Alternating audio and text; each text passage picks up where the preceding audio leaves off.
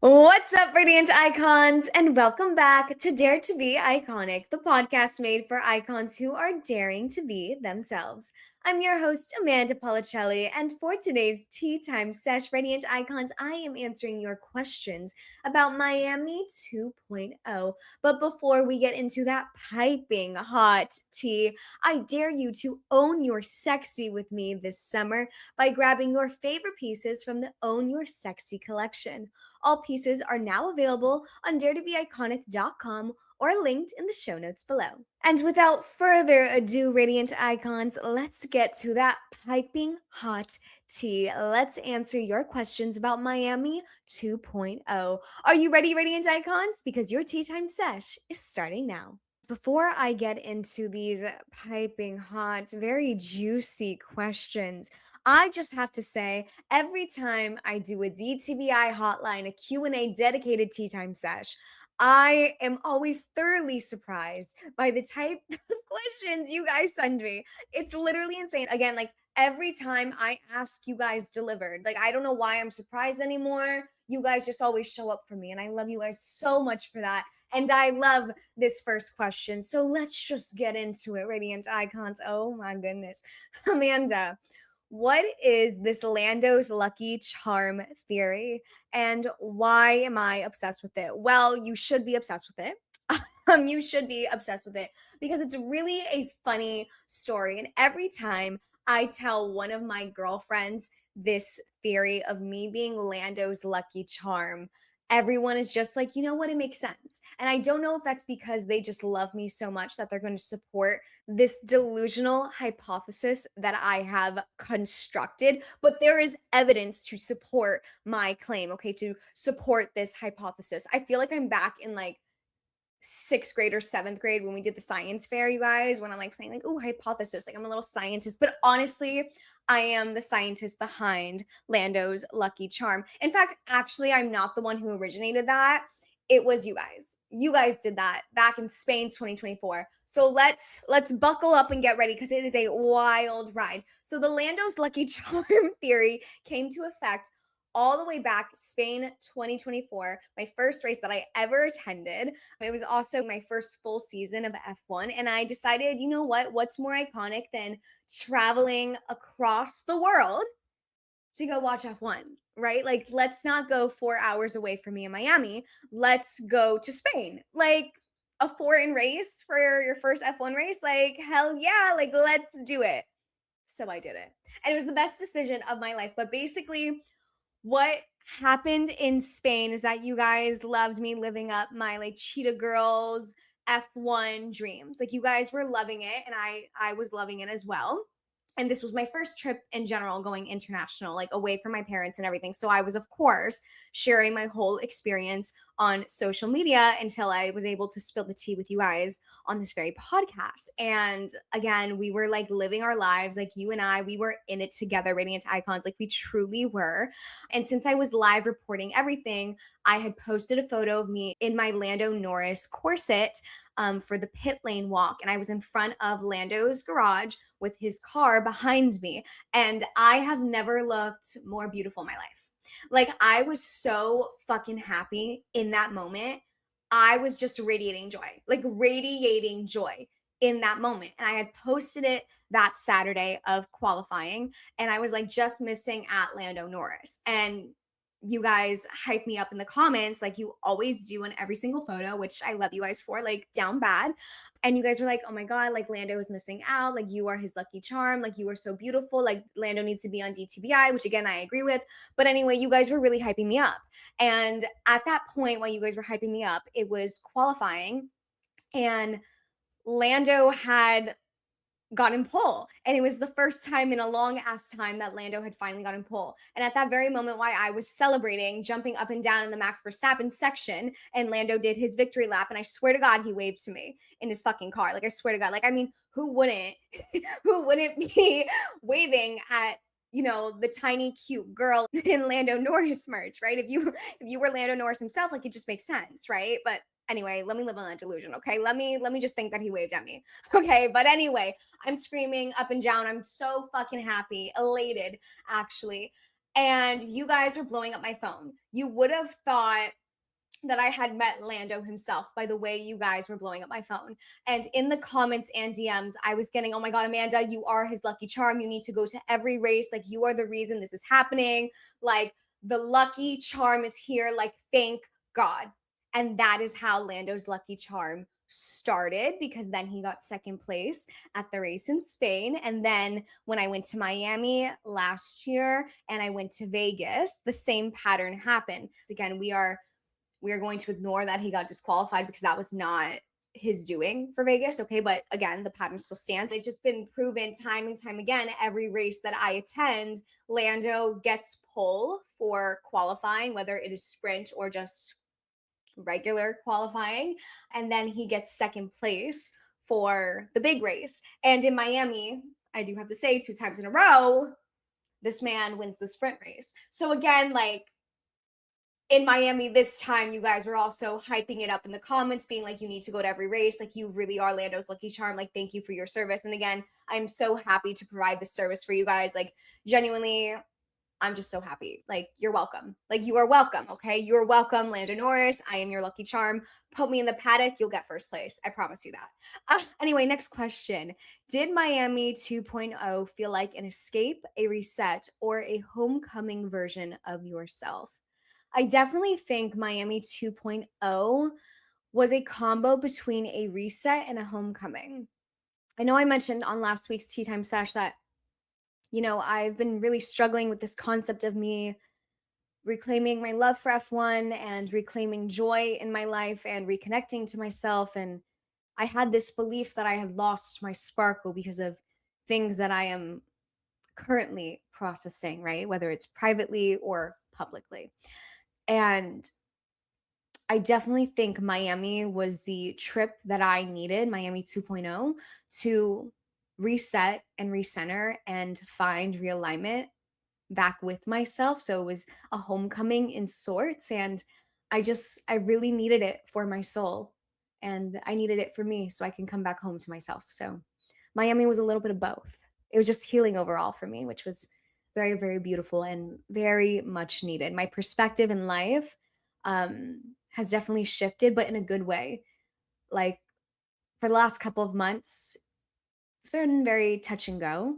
Um, it's been very difficult to navigate, and I've been a lot more, how do I say this, negative than positive. Like, I usually have a very positive outlook and find the silver lining and the beauty in life, but for the last couple of months, because it's been so damn challenging, it's been really hard to be that Amanda that has that positive mindset that I've worked so hard to like have. I haven't had it for a while, and Miami was the shift that I needed to finally put all the pieces back in place to reconnect back to myself. Next question, Radiant Icons. Ooh, this is a good one. What moment from the weekend felt so unreal it almost didn't feel real? To answer this question in the most fair way, Radiant Icons, I'm going to give you my top 3 moments. And the first one definitely has to be the McLaren Racing Live show run. I was within 10 feet of Mr. World Champion Lando Norris, and I was so happy. Like, I was so in my element. Like, one of my friends from dance class, she swiped up on my reaction video of seeing Lando literally race within 10 feet from me. And she was like, it is just so nice to see you in your element. Like, you are literally radiating joy. And I will have to share that video again and make it like a permanent video because I only made it a story. But my face, I was so happy. Like, I think that is the exact moment where I found my joy again and I reconnected with myself. Like, or at least it was probably like the first instance within that trip where I could truly see my sparkle. Like, it was never lost. It was always there. It just took me a little while to get back to myself. And that moment for sure, being there in that type of environment surrounded by the papaya army and being within again 10 feet from Mr. World Champion Lando Norris and just being in my cute little Lando Norris fit, my Lando Norris corset all the way back from Spain. I brought it back from Miami 2.0. I did, with my little championship hat and my little friendship bracelets and my cheetah nails. Like, I was just so me. I was just so me, and it was just so fucking amazing. I couldn't believe it was real. And it's just so crazy that that activation was also so accessible. It was free. I've never seen an activation on that level in Formula 1 be free. Like, that's so insane. It was so inclusive, and that's what I love the most about it, and I think that also adds another element to me as to why it felt so unreal, I couldn't believe it was actually real. Like, I couldn't believe I was able to have that access. These are things that I was just able to go to because they were making it accessible and inclusive for everyone. And I hope more teams follow suit into that. I think Williams is a great example of also having such an accessible and an inclusive activations wherever they go. Because I love Williams down bad, especially their fan zone. Like, they just are so great at that, and they champion inclusivity and accessibility. And I think McLaren, with this activation in particular, the amount of access that we had and the inclusivity again just made it a standout for me. And it was one of the most amazing moments and such a great way to kick off Miami 2.0. So that's definitely moment number one. I definitely wrote about I wrote about this activation much more eloquently on the Icon blog and on LinkedIn. So make sure to check it out, Radiant Icons. But my second moment would have to be, well, this is easy. Lando getting pole and him winning the sprint race. Like, again, you could see in those videos the joy just exuding from my body. It was just so amazing. I was so in my element, and I love cheering him on. Like, I love cheering on my world champ, okay? Like, what can I say? Like, what can I say? It's iconic, okay? I do iconic shit. Okay? And so does Lando Norris. That's why he needs to be on Dare to be Iconic. But anyway, my third moment is easy for me because it's dedicated to you guys, my lovely Radiant Icons. Our Radiant Icon Club meetup was Saturday on the track after that lovely Lando Norris win. Like, talk about iconic timing, you guys. But genuinely, anytime I have the opportunity to connect with you guys offline and in person and really have that intimate, deep connection and heal out loud and dare to be ourselves together really makes everything worth it for me. And it's still a surreal feeling when I meet you guys and you guys share your Dare to Be Iconic stories and how Dare to Be Iconic has impacted your life and how it has inspired you and how maybe my story has resonated with you in some way, shape, or form. Like, for me, it's still so surreal to see something that I created because I didn't want anyone else to feel how I felt in life. Because I didn't want anyone to feel alone. I just want to help people. And to think that my business, that was a tiny dream in my heart, has helped you guys on so many levels. It's just so, I always get emotional, but it's a good reminder to me to keep going because I'm not going to lie, year 3 of being a business owner has been extremely difficult, especially in the economic state we are in America. Um, and it's a good reminder to keep going and to not give up and to think that, you know, something I created out of the goodness of my heart with just a dream and a hope and a lot of fucking hard work has meant something to you and has helped you and has inspired you. It's so fucking surreal to me. And like that is so unreal. That is so unreal. I can't believe it's real. I can't believe like this is what I get to do. And it's all because of you guys. So anytime I get to meet you guys, it's one of my favorite moments ever. Ooh, this is a good question, you guys. Was there a moment during race weekend where you genuinely felt free again? I have to say, anytime I was dancing, I know I posted a lot of videos on social media of me dancing, whether it was in the grandstand or the Jack Daniels activation or in front of the podium on Sunday. What can I say? A girl just loves to dance. But genuinely, anytime that I am dancing, I am so free. I mean, my dad even told me the other day, he was like, we were at my cousin's wedding in April in New York and well, actually Connecticut, but still. And I was just on the dance floor all night, like, as icons do. And my dad had told me that he mentioned to my mom that I just look so free, just so free and comfortable at ease when I'm on the dance floor dancing. Like anytime I am dancing, I just look so secure in my being. I look so joyful. I look so free. And I think that is so true. I think that's why I love heels dancing so much. I think that's why I love shaking my ass so much in the club. I think that's why I find dancing as my number one vice when it comes to reconnecting back to myself and my body in particular and in this moment in my life, because I am so free when I'm dancing. There is something with me and dance that is just so therapeutic and cathartic, and I am just so at ease with myself. I am so confident, I am so joyful, I am so sparkly, and I am so free. I am so free when I'm dancing.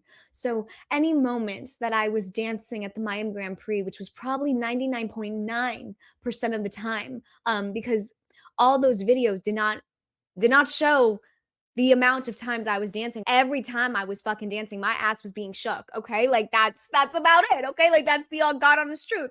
Whenever I am dancing, I am free. Oh, you guys, this next question is good. Amanda, did you run into any track cuties? Please spill the tea. I would say there was this one guy, actually. There was this one guy, and his name was Peter. And I met him before the podium run. Before that lovely, lovely podium run, I met Peter. And Peter had gorgeous eyes, and he was wearing a Ferrari hat, and he was a Carlos fan, which I was like, okay, period. Like, you have taste. Okay, good. Like, we love that. And genuinely, I was not planning on doing the podium run because you guys know in Spain 2024, I said I almost died when I did it the first time. And I swore that I would never do it again. And that truly was the plan, you guys. And I was hanging out with my girl, Natasha, and Natasha really wanted to do it. And I said, okay, like I'll walk with you. And we can go to the area like in front of the podium where there's like a gate. And like I can stay there while you do it. Like you do you, girl, but I will not be doing it again because I don't want to die. And we were walking over there and, I forgot there was a fucking race going on apparently because the way we were going, it was cut off and that was the actual entrance. So I would have to walk all the way around to get to the part that I wanted to go to. And I was like, by this point, I'm going to miss the whole rest of the race. So I guess I'm just stuck here. So I'm freaking the fuck out because I'm getting flashbacks. Again, we know I have PTSD. So I got flashbacks from Spain 2024 of me almost dying. And I'm freaking the hell out. And Natasha's trying to calm me down. She's like, this is going to be amazing. This is going to be so fun. And I'm like, girl, I'm just trying not to die again. Like, I am literally sweating. I'm going to shit my pants. I'm so nervous. And there's this good looking guy, Peter, behind me. And I saw him, but I paid no mind to him because, again, I'm freaking the fuck out here. And, he's talking to his friend. His friend's name is Nick. And I'm freaking out to Natasha. Natasha's trying to calm me down. And then the whole crowd goes, oh my God. And I think that's because Charles had spun out. But again, I don't have my phone up where I'm watching. So I don't know what the hell is happening, right? And I'm like, oh my God, like what happened? What happened? And the guy, Peter, behind me goes, oh, like, let me look, like, let's see. And he's trying to pull up his phone. And like, that was his way to start talking to me, genuinely. Like, I gave that guy an in. And so he's trying to get the race on his phone and it's not working because the signal in the Hard Rock sucks. And I pay no mind to him because he can't get the race up. So Natasha's pulling it up on her phone and she magically gets it. I don't think Peter liked that, but like, whatever. I don't really care about a man's ego. Um, so whatever, that happens. We're talking at this point. I'm trying to distract my mind. And then the guy goes, oh, by the way, is that a Lando hat? Now, if you guys saw my outfits the entire Grand Prix weekend, you know I'm a walking billboard for Lando Norris. And especially on race day, I wear every inch of clothing that has Lando's fucking name on it or number. I'm wearing the championship hat. I have all my friendship bracelets. I have my jersey dress on that literally says Norris. I have my necklace on with his name on it. Like literally almost everything on my body screams, I'm a Lando Norris girl. Okay? Okay, like LN1, baby. And this guy goes, "Is that a Lando hat?" Dude, shut the fuck up. Like, what a lame ass way to talk to me. But I go, "Yeah." Then I turn back to Natasha. And then he starts like talking to me, asking me about how I got into F1 or how the podium runs are and this and that. And when I say, yeah, I did this in Spain, and then he's like, "Oh, like how many races have you been to?" And I list, "Oh, Spain, Miami, Vegas. This is my second time in Miami." He's like, "Oh, you're like an actual fan."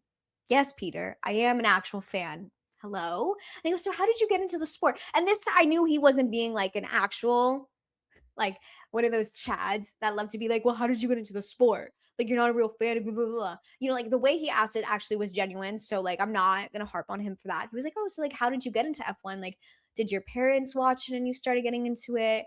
And again, it was genuine. So I gave a genuine answer back. I was very nice. I wasn't man hater Amanda, okay, Radiant Icons. And I answered him back and I was like, "Yeah, like I got laid off from my big girl job and I needed something to put my attention to, and I just started watching Drive to Survive and I was hooked from there." And I started talking about it. I asked him about it and we all started talking, and then someone makes a comment about the race is finally over and what the podium is, and then he goes, "Oh, what a good podium result for Oscar and Kimmy." And he purposely doesn't say Lando in front of me because I'm a Lando fan. Like, dude, what again? A lame way to get my attention. Like, if you're gonna flirt with me, don't shit on Lando Norris. And I know you weren't like shitting on him, but like still, like, I don't know, like it was just like lame. Like it was a lame move. Like you're purposely not gonna mention Lando because you know he's my favorite driver. Like that's how you think you're gonna get my attention? I mean, I definitely remembered it. Maybe that was his point. I don't know. I don't understand men, as we all know. Clearly, from my history here at Dare to Be Iconic, I don't understand men. That's okay with me. But anyway, so he says that. I'm like, yeah. And his friend, I guess, didn't understand what his, like, Peter was trying to do with that. And he goes, "Well, isn't she a Lando fan?" And his friend looked at him. I thought that was funny as shit. And then we started talking. And then what did I do? I don't know if he had complimented my eyes before I gave him my business card or if it was after. Oh, I think it was after because then he was like, "Oh, like what do you do for work?" And so, of course, I did a little shameless self plug of DTBI and I take out my business card because, of course, I had my business cards with me. And I go, "Here, this is like, here's my business card. Like, I'm sure there's a woman in your life who probably needs my services." He takes my business card and he's like, "Oh, that's so cool." Like, because I had explained what Dare to Be Iconic is, puts it in his wallet, and then he goes, "Oh, by the way, your eyes are really pretty." And I go, "Oh, thank you so much." Natasha, literally, Natasha's face was so fucking funny when he said that shit. Like, I was dying. And then, it was time to do our podium run. And he goes, "Well, I wish you guys the best of luck." And when you look at that video, I swear to God, he was jogging right next to me. Like he was making sure I didn't die, which was like kind of hot. But he didn't ask for my Instagram. And he never followed me on Dare to Be Iconic because I gave him my business card that has my Instagram. So, like, Peter from Del Rey, if you're listening to this podcast, what the fuck are you doing, dude?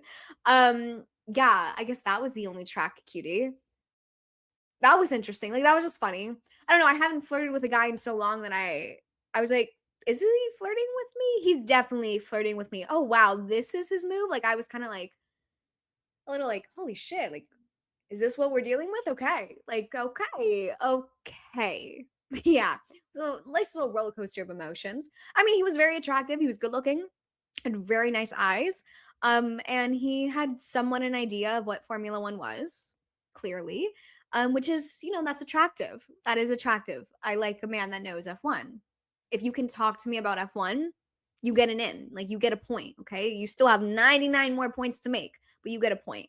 And yeah, he just didn't ask for my Instagram. So he did lose a lot of points for that because what are you doing? I'm so hot. Like, duh. But anyway, yeah. Let's get to the next question, shall we? Before I dig myself into a deeper hole, Radiant Icons. Oh, this is deep. What a drastic change. We're laughing and then we're gonna cry because I know this question is gonna make me emotional. What's something Miami healed in you that you didn't realize still hurt? Miami definitely healed this fear that I had, which was I thought I lost my sparkle. And I guess before Miami, I never really allowed myself to come to terms with that fear. I kind of just let it circulate in the very back of my head and like push it deep, deep down because there were so many other emotions and feelings that I've been really trying to navigate and work through that fear kind of was put on the back burner. And when I went to Miami this year, it just kept on coming up at the forefront of my brain at moments. And in particular, I always think back on Thursday when Emmy and I were driving to my aunt's house from the Audi activation. And I just remember we were chatting in the car, and me being me, I got emotional and I started crying. And I really came to terms that I'm so scared that what happened to me last summer made me lose my sparkle and that it made me lose my joy because I feel like I'm not the same Amanda that I was since what happened to me happened. And I didn't really anticipate me getting emotional and like talking about it because it's something that I have pushed so far back that I just was kind of embarrassed to talk about. But the truth is, every time you are violated, a part of you changes forever. And I think that is something that I am slowly but surely coming to terms with and accepting that these bad things did happen to me. And the more I accept it and live in my truth, the less intense these images or flashbacks will come or these emotions will be. And I just have to accept and own my truth. And in that conversation, it really opened my eyes to how much I kind of just pushed that fear to the back burner and just let it linger. And honestly, I started to believe it. And in that moment, when I realized what was happening, I kind of just decided that I needed to accept my full truth and be in it. And that's why last week, when I spoke about there was something so freeing about owning every part of you, the trauma and all, there is something so freeing about it. And once I started accepting that that is not my truth, I did not lose my sparkle because of what happened to me. In fact, I shine even brighter because that is how I choose to show up in the world. I am accepting everything that has happened to me, good and bad, and I choose to shine brighter because of it. Because of what I have experienced and what I have been through, I am the icon I am today. I am the icon that I am in that very moment crying to Emmy about this horrible thing that has happened to me. But I am choosing to not let it define me. And in that moment, that's kind of what I let lead and guide me throughout the entire rest of the weekend. And that's what Miami did for me is it healed that part of me that still hurts so deep that I didn't realize it. What moment made you realize how much you've grown since your first Miami GP? The moment I think of is actually a conversation that I had with my good friend Natasha. And it was our first full time hanging out because we got to meet Wednesday at the show run, but that was very, very quick, very, very short. But this day, Friday, we really had so much time together. So it was our first time fully hanging out. And we were walking up this very steep ramp in the Hard Rock Stadium. And Natasha had just turned to me and she said that she was really sorry for what I had gone through. And she's talking about the dating violence relationship that I've, been very public about sharing my journey of healing from it and, you know, all that stuff that comes with it. She turned to me and she said that she was really sorry for everything that I have gone through. And she was specifically referencing my dating violence relationship. And that conversation and what we spoke about in that conversation really was the moment for me where I realized how much I've grown since last Miami GP. Because when I think of last Miami GP, I had just disclosed to someone that I trusted in a relationship about that particular dating violence relationship. And I remember when I told that specific person about my experience, I had said that I would never tell my parents and that I would never tell the world. And I was in such denial. I was in such denial of the abuse and violation that I've experienced in my life last Miami GP. Like that version of Amanda was so quote unquote happy, but she wasn't really processing or dealing with the abuse and violation that she's experienced. Like she was so closed off, she was so carried in shame, she was so carried in anger and embarrassment and guilt and all these other emotions that I know I've spoken about on this podcast so many times. But, last Miami GP, I swore that I would never tell a soul. I swore that I would never tell anyone and that it was just going to be something that I deal with, but not deal with, quote unquote. Because the thought of talking to a therapist and telling my parents about the worst things that ever happened to me and like telling the world was like the scariest thing in my life. And now, a year later, I'm like finally free.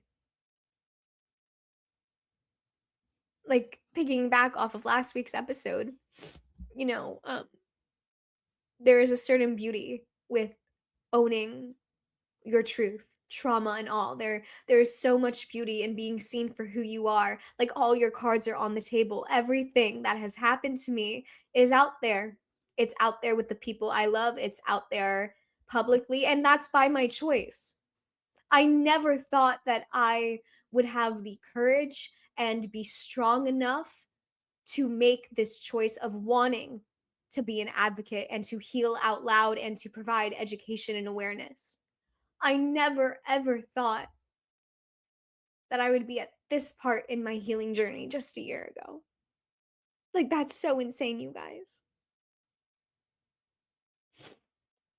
And I'm crying because I'm just so proud of myself because I never ever thought, like, I truly did think I was just gonna be in denial and this was just gonna be something that I carry as a secret my whole entire life. But there really is something so freeing about being all in my truth and accepting the trauma and all. And I know it's really, really hard to navigate. Like, this really has been one of the most difficult chapters of my life to navigate. But you know what? Healing has so many layers and it has so many levels. And, you just have to cut through one layer to get to the next. And I'm doing that each day. Each day that I decide and choose to shine brighter than ever before, I'm just cutting through the shit. I'm cutting through it and I'm getting shinier and sparklier and just more fucking iconic. And it's just really beautiful to see that growth within me. And so that's the moment that I realized, damn, I've really grown so much. And I'm really happy about that. Okay, last question, Radiant Icons. If Miami 2.0 had a final message for you, what would it be? Oh, Miami 2.0 had so many messages, but I think if it was one final message, it would be that you are not broken and that no one can steal your joy. Because you can and will continue to make more joy in the world and in your life. I think that's the message it would give me. Welcome to the Fashionably Single podcast, where single life meets real talk. Hosted by Hannah. This guy is sitting next to me, and this was like a no-shoe kind of house, so he had to take his shoes off. We were playing cards, drinking, and then all of a sudden, he starts rubbing his foot on my leg. And her co-host, Jessica. So he leaves me at the table, he gets his food, he goes back to his car. I'm thinking he's dipping out on this date. I just told him I don't want to marry him, and I won't let him kill me, so... Two millennials in Austin, Texas, navigating dating, independence, and becoming your best self with confidence and style. All right, Radiant Icons, that is your tea time sesh for today. I hope you enjoyed today's episode. If you did, make sure to subscribe, to leave a rating, a review, to tell your friends about us, to tell everyone and anyone, because you know we love what? More Radiant Icons in our iconic community of ours. But honestly, Radiant Icons, I love you guys so damn much. Thank you for sending in your questions. Thank you for listening. Thank you for being here. Genuinely, I love you guys so damn much. I know I've said that a couple of times during this episode, but I just love you guys and I have to share my love. Okay. I just have to. Okay. We're iconic. We're iconic like that, Radiant Icons. But let's talk about next week real quick. Next week, we are spilling the tea on a very big life change for me and Dare to Be Iconic. And yeah, that's all I'm gonna say. So I guess you're just gonna have to tune in next week to see what it is. But anywho, Radiant Icons, I'll just chat with y'all next week. Remember, dare to be iconic. Bye.